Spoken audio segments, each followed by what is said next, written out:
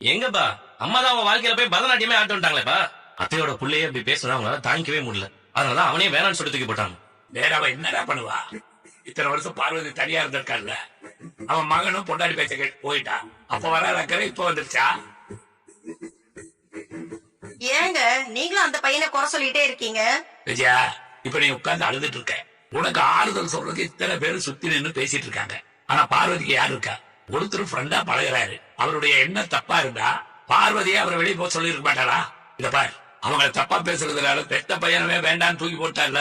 ஏங்க அவ பையன் இல்லனாலும் இத்தனை நாள் நான் அவளுக்காக கூட இருந்திருக்கேன்ல. நேத்து வந்து அந்த சிவனுக்காக என்னையே தூக்கிருக்கீங்க. ஆபீஸ் செட்டப் ஸ்டாஃப் சாலரின்னு மொத்தம் 32 லட்சம் ரூபாய் இருக்கு. 32 லட்சமா? ஆமா மேம். செலவெல்லாம் போக இப்ப பேலன்ஸும் 15,000 தான் இருக்கு. அந்த அட்வான்ஸ் பண்ண வந்தது. பில்டர் கொடுத்த அட்வான்ஸ் 10 லட்சம் தான் சார். நம்ம இந்த ஆபீஸ்க்கு அட்வான்ஸ் கொடுத்தது, பர்னிச்சர்ஸ் வாங்கினது, அப்புறம் டெய்லி எக்ஸ்பென்சஸ் இதெல்லாம் சேர்த்தா 30 லட்சம் ரூபாய் கடன்ல தான். இப்ப இந்த மாசம் லோன் அமௌண்ட் கட்டவே நம்ம கிட்ட காசு இல்ல. ரோனி, இவ்வளவு பிளான் பண்ணனா இத நான் யோசிக்க மாட்டேனா? நீ அந்த பில்டர்ஸ் மேடம்க்கு கால் பண்ணி அடுத்த பேமெண்ட் கேளு. என்னாச்சு? ரிங் போயிட்டே இருக்கான, போன் எடுக்கவே மாட்டேங்கிறாங்க. ஏதாவது மீட்டிங்ல இருப்பாங்க, கொஞ்ச நேரம் கழிச்சு கால் பண்ணுவோம். இங்க மனோஜ்ங்கிறவர் எங்க இருக்காரு? உள்ளதான் சார் இருக்காங்க, போய் பாருங்க. என்ன போலீஸ்ல வந்திருக்காங்க? மிஸ்டர் மனோஜ். எஸ் சார், நான் தான். என்ன விஷயம் சார்? சார், உங்க வீட்ல இருக்க சின்ன பையன் கிறிஷோட கிட்னாப்பிங் கேஸ் நான் தான் சார் ஹேண்டில் ஓ பண்றேன். அப்படியா? உட்காருங்க. அவனை பிடிச்சிங்களா சார்? அடியாள் 2 பேரை டிராபிக் போலீஸ் புடிச்சு கொடுத்துட்டாரு. கேங்கோட முக்கிய